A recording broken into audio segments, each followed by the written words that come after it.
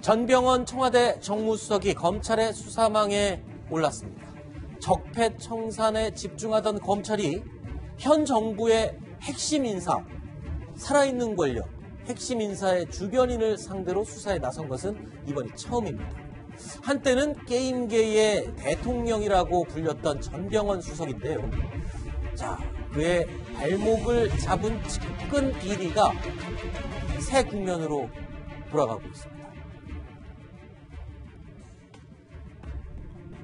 전병헌 수석의 전 보좌관이 후원금 횡령에 나섰다는 사실이 포착됐기 때문입니다. 자, 이 이야기를 나눠보도록 하겠습니다. 여기서부터는요, 송찬욱 정치부 기자가 함께하겠습니다. 송 기자 어서 오십시오. 네, 안녕하세요. 네. 자, 일단은 전병헌 수석의 측근들에 대해서 오늘 중에 구속영장을 청구하기로 했는데 일단은 후원금을 빼돌린 또는 횡령한 그 정황이 포착이 됐기 때문이라고요? 예, 지금 이제 검찰에서 수사를 하고 있는데요. 그 2015년도에 있었던 일입니다. 그 당시에 전병헌 정무수석이 그 민주당 국회의원이었는데 당시 소속돼 있는 상임위원회가 미래창조과학방송통신위원회입니다. 네. 거기가 이제 이제 홈쇼핑의 재승인 이런 쪽에 좀 영향을 미칠 수 있는 위원회이기 때문에 그때 이제 당시에 그 롯데홈쇼핑에 좀 이렇게 문제가 생겨서 대표가 뭐 구속되기도 하고 그랬는데 그때 이제 잘 봐달라는 취지로 그 롯데홈쇼핑 측에서 전병헌 의원실을 찾았는데 이제 그 사건의 지금 당사자로 나와 있는 윤모 비서관이 그러면 이 전병헌 수석이 회장으로 있는 e스포츠협회에 좀 후원을 하면 어떻겠냐. 10억 원을 후원해달라고 했고요, 처음에. 예, 근데 이게 액수가 너무 크다 보니까 절충을 하다가 이제 3억 원을 이제 후원을 했는데 이게 좀 이게 뭐 대가성이 있는 게 아니냐, 뭐 이런 측면에서 지금 검찰 수사가 진행이 되고 있습니다. 그렇죠. 그러니까 롯데의 이 면세점 승인권, 홈쇼핑 죄송합니다. 예. 홈쇼핑 재승인을 취소할 수도 있는, 말하자면 그 회사의 비리 내용이 있었기 때문에 이 이유로 취소될 수 있었던 거를 막아주는 그런 대가성이 있는 게 아니냐라고 지금 검찰이 의심하고 있는 거죠. 그런데 좀 궁금한 게요. 미래부 직원을 불러다가 국회의원 보좌관이 뭐 이렇게 하시고 후원금 좀 주십시오. 이렇게 할 수 있는 겁니까? 물론 이렇게 부른다면 전병헌 의원의 의견일 수도 있다라고 오해할 수도 있는 거 아닙니까? 미래부 직원 입장에서 보면. 이제 미래부 직원과의 관련성 부분에서는 여기서 이제 재승인이, 그러니까 재승인이 일단 난 상태거든요. 났는데 거기서 그 당시에 롭세 홈쇼핑에서 납품업체 비리 사건 같은 것도 이제 불거졌으니까 그 부분을 제대로 심사를 안 한 것 아니냐라고 이제 미래부 쪽에는 얘기를 한 거고, 이 스포츠단을 창단하고 후원을 요구한 건 롯데 홈쇼핑 쪽에 얘기를 한 거죠.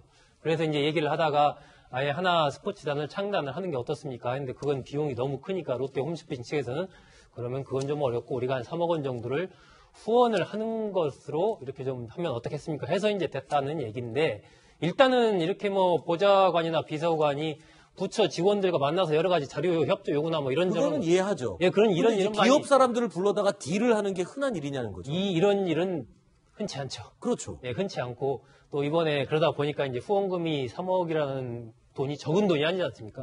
후원금이 들어온 과정 자체도 의문이고 그중에 한 1억 1천만 원 정도가 이른바 자금 세탁을 통해서 이 두 전 비서관들에게 흘러갔고, 그것이 결과적으로 그럼 거기서 그쳤냐 아니면 더 나아가서 전 수석한테까지 갔느냐, 이런 부분들이 지금 관심을 끌고 있는 상황이죠. 네. 일단 전병헌 수석은 억울하다는 입장을 어제부터 분명히 밝히고 있습니다. 언론에 보도된 롯데 홈쇼핑 건 관련은 불법에 어떠한 것도 관여한 적이 없다라고 얘기를 하고 있는데, 이게요, 심정수 차장. 이게 억울하다고 밝히는 거 심정은 이해는 되지만 저 사실 자체, 보좌관들이 하는 행동 자체를 전혀 모르고 있었다는 것도 사실 이것도 문제 아닙니까? 보좌관들이 사실 거의 뭐 365일 의원하고 일정을 같이 한다 할 정도로 그 만만치 않은 그 직업이고, 또 그만큼 같은 시간을 많이 보내는데, 저런 일, 그리고 아까 말씀하신 것처럼 1억씩이나 넘는 돈을 개인적으로 착복을 의원 모르게 한다? 그것도 관련 상임위의 관련 업계로부터. 저는 약간 어떻게 관리 감독을 했는지 모르겠지만 정말로 몰랐을까 합리적인 의심이 드는 대목입니다. 일단 검찰이 이렇게 보는 거예요. 이거를요, 뭐 국정농단 때 썼던 K재단 미래재단 건이랑 동일한 구조로 보는 거예요. 무슨 얘기냐면 K재단 미래재단은 어떻겠죠? 최순실이라는 사람이 기업을 압박해서 제3자인 재단에 돈을 내게 합니다. 이걸 바로 위에 있는 대통령, 박근혜 전 대통령이랑 알았느냐 몰라, 이거 쟁점이잖아요. 이게 똑같다는 거예요. 윤모 비서라는 윤모 이제 비서라는 사람이 롯데홈쇼핑을 압박해서 제3자인 어디죠? e스포츠에 돈을 내게 합니다. 네. 이걸 그 바로 위에 있는 전병헌 당시 의원이 알았느냐 모르냐. 똑같네요. 구조가 똑같다는 거예요. 그러네요. 그래서 이제 그때 나왔던 뭐 직권남용, 뭐 제3자 뇌물수수 이걸 이제 검찰은 들여다보고 있는 것이거든요. 네.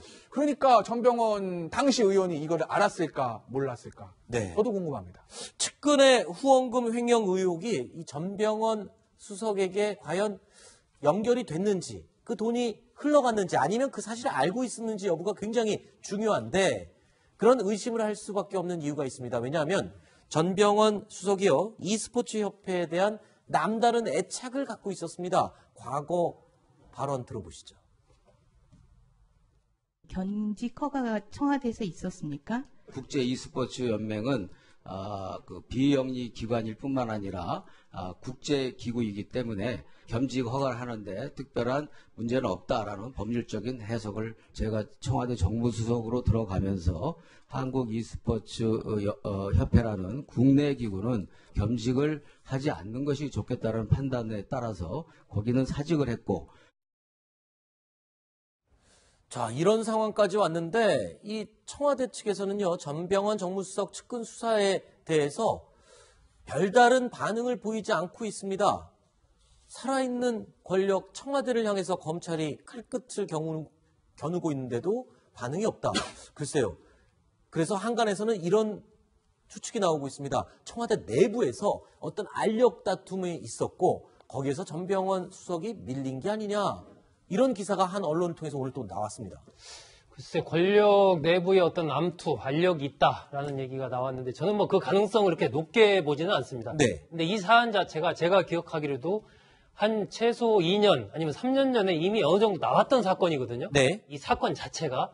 그런데 지금 시점에서 다시 이제 검찰이 이 카드를 빼들었다라는 부분이 상당히 이제 주목이 되는 건데, 저는 그 부분이 이제 뭐 청와대 권력 암투 과정에서 어떤 한쪽의 어떤 지시나 이런 것을 통해서 불거졌다라고 보기보다는 현재 검찰 내부의 상황이 있지 않습니까? 네. 검찰 내부의 이른바 적폐청산 수사로 인해서 검사들 사이에서 굉장히 어떤 불만이라든지 이런 것이 높아가고 있는 상황, 그런 상황이 하나가 있고, 두 번째는 이제 지금 이번 정기국회 과정에서 그 공직자 비리 수사처라든지 검경 수사권 조정 문제라든지 이런 것들이 좀 검찰로서는 굉장히 중요한 현안이기 때문에 그런 부분과 관련해서 이런 전병헌 이 수석에 대한 수사 카드를 빼든 게 아니냐. 그리고 이런 정도 사안이면 사실은 검찰 총장까지 다 보고가 된다라고 봐야 되거든요. 네. 그리고 이것이 만약에 그냥 대충 끝나면은 검찰이 상당한 후폭풍을 받기 때문에 그렇죠. 저는 이 같은 추이가 굉장히 주목이 됩니다. 네.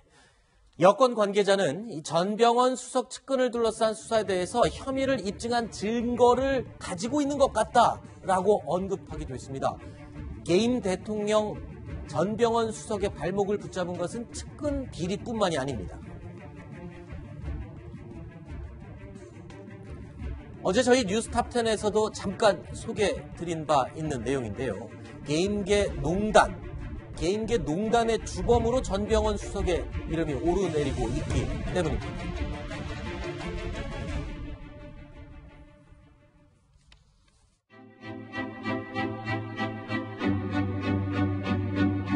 (4월 8일) 문화창조융합본부장으로 임명된 후에 5월 31일 그만두셨습니다. 해임되신 겁니까? 네, 형식적으로는 사임이었지만 실질적으로는 사직 명령이었으니까 해임입니다.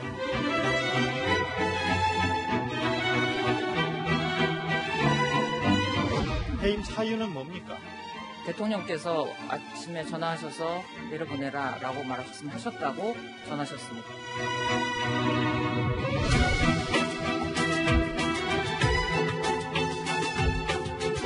점이 어딘지는 모르겠습니다만 검토해 본 결과 차감독, 그다음에 전임 김장관님, 그다음에 청와대 수석실 수석님들 한 팀으로 움직였다고 생각을 하고요.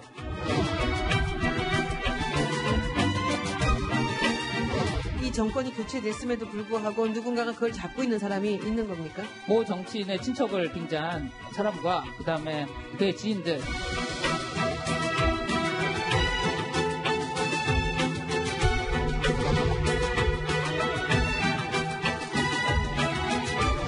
내게서는 어디 누구는 겁니까? 솔직한 이야기하세요. 그러면 거론을 해도 되겠습니까? 직접 그럼. 전병헌 전 의원님 통해서 나왔던 그 법이고요.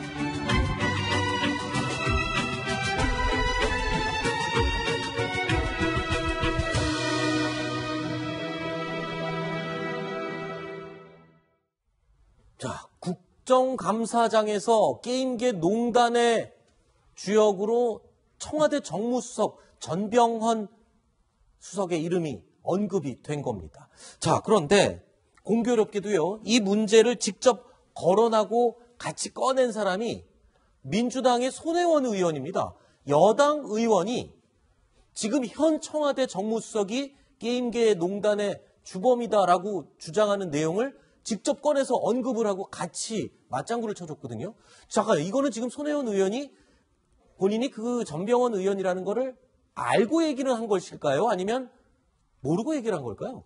모르고 얘기한 것 같습니다. 일단 그러면 여명숙 위원장의 말을 그냥 액면 그대로만 받아들이고 그게 누구냐 궁금해서 물어본 것이다. 왜 그러냐면 질의하는 그 질의 문구가 정권이 교체됐음에도 불구하고 누군가가 잡고 있는 사람이 있는 겁니까? 이렇게 물어보거든요. 네. 그러면은 정권이 교체됐음에도 불구하고라는 얘기는 그 잡고 있는 사람이 전임 박근혜 정권과 관련된 사람이다라는 어느 정도 짐작을 하고 질의를 한 것 같은데. 네. 그런데 이제 여 위원장의 답변은 그게 아니고 나중에 다시 답변 나오지만 이 전병헌 수석을 거론을 하지 않습니까? 아마 손혜원 의원이 질의를 할 때는 교문위 소속이긴 하지만 게임 업계의 뭐 상황이나 판도 이런 거에 대해서 잘 모르는 상황에서 아마 저 질문을 한 것 같습니다.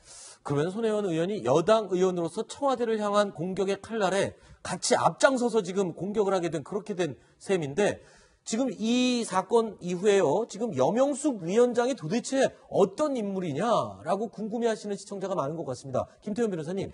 예, 게임을 관련 위원장이 있는데요. 일단 카이스트 문화기술대학원 선임연구원 출신이고요. 전 문화창조융합본부장. 어디서 많이 들어본 본부 아니겠습니까? 네. 차은택 씨와 관련 있는 본부입니다. 그래서 이제 최순실 게이트 이제 국정농단 사건에서 아까도 영상에서 보셨듯이 그 증언을 하면서 본인이 이제 문화창조융합본부장에 왔다가 밀려나는 그런 과정들을 증언을 했습니다. 네. 사실 그런데 이제 이번에 와서는 또 정권이 바뀌었음에도 불구하고 현 정부 정권 실세 중에 한 사람인 전병헌 정무수석에게도 어떤 날선 어떤 발언을 내놨던 거죠. 지금 사진에 보는 모습이 이제 여명숙 위원장이 개인적으로 운동을 하는 모습인데 나이가 50이 넘었음에도 불구하고 굉장히 젊은 사람 못지않은 그런 탄탄한 몸을 가지고 있습니다. 인터넷에 실제로 올라와 있는 사진이어서요. 저희가 한번 준비를 해봤고요. 이 평소에 말을 하는 모습이나 어떤 상황에 대해서 대처하는 방법이 굉장히 강단 있는 것 같아요. SNS에 올린 글입니다. 그러니까 좌고면하지 않고 이제 소신대로 가는 것 같아요. 보세요. 네. 누리꾼 이렇게 얘기합니다. 여명숙 이 X가 뭐 상상에 맡기겠습니다. 네. 바로 게임관리위원장이고 업계에 손이 핀 마이너스의 손이라는 얘기예요. 마이너스가 아니고요. 그렇게 글이 올랐더니. 그렇죠. 제가 그 X 맞습니다. 와서 직접 얘기하세요. EX 물러가면 이렇게 얘기했다고 받아쳤다는 거 아니겠습니까? 네. 근데 저걸 단적으로 알 수 있는 게요. 아까 제가 말씀드렸듯이 지난 청문회에서는 전 정부를 향해서 그냥 화살을 쏩니다. 네. 그리고 이번 아까 지금 국정감사에서는 현 정부를 향해서 쏩니다. 네. 보수 정부든 진보 정부든 여야를 막거나 하지 않고 이제 본인의 소신대로 이제 그 의견을 밝히는 것이거든요. 네. 어떻게 보면은 굉장히 잘하는 거라고 할 수 있죠. 정권 바뀌고 이런 거 상관없이 나는 게임을 관리위원장으로서 내 직분을 다하겠다라는 거니까 네. 저는 뭐 그것을 비난할 수는 없다고 생각하고 오히려 박수를 보내는 게 맞다고 봅니다. 알겠습니다. 공무원이 어떻게 일을 해야 되는지를 고위공무원이 임기보장, 신분보장을 왜 해주는지를 보여주는 전형적인 사례 같습니다. 아하, 알겠습니다. 자, 6가지 이야기 살펴봤습니다. 7번째 소식 준비되어 있습니다. 저희가 오늘 5위로 꼽은 내용이네요. 보시죠.